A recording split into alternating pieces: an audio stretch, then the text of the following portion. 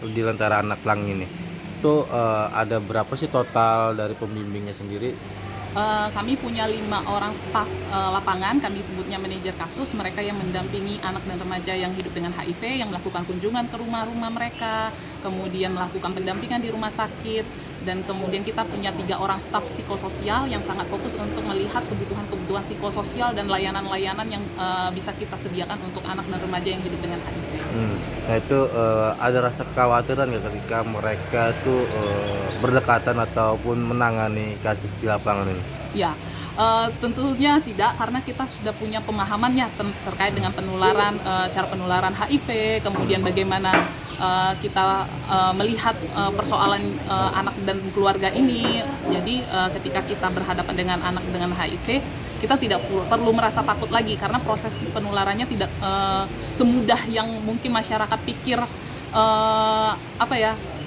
Bertemu, berjabat tangan, berpelukan, atau misalnya menggunakan perlengkapan makan bersama atau makan bersama-sama akan menularkan. Tidak semudah itu, karena memang ada proses penularan yang jadi syarat gitu, bagaimana HIV bisa menular. Yang pertama itu kita sebutnya ESE, jadi exit, survive, sufficient, sama enter. Jadi HIV bisa menular bila darah ataupun media yang ada virusnya, misalnya cairan kelamin, air susu ibu, dan darah tadi mempunyai virus yang cukup untuk menularkan kepada orang lain. Kemudian tidak semudah itu juga akan menularkan kepada orang lain, karena memang harus ada jalur masuknya. Jadi dia harus bertahan dulu, apakah virus itu cukup bertahan untuk menularkan kepada orang lain. Jadi kalau misalnya ada darah di tangan saya, kemudian itu terpapar udara luar, itu bisa jadi virusnya sudah mati. Jadi dia tidak akan bisa menularkan kepada orang lain. Lalu apakah darah tersebut juga punya virus yang cukup untuk menularkan orang lain, itu jadi syarat yang lainnya.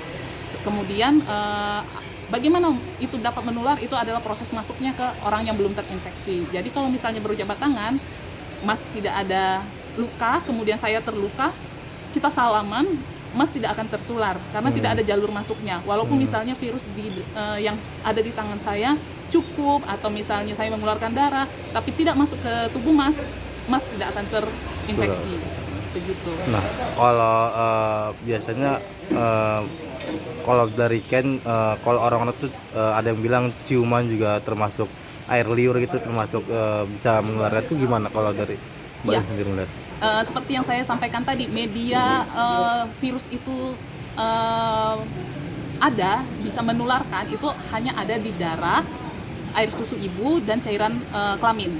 Jadi keringat, air liur, air mata, atau cairan tubuh yang lainnya yang tidak ada darahnya, yang tidak ada darahnya, itu kecil sekali, bahkan mungkin tidak akan menularkan kepada orang lain, karena memang virus itu hanya hidup ada di 3 cairan tadi, darah, cairan kelamin, sama air susu ibu. Oke, siap. Makasih Mbak.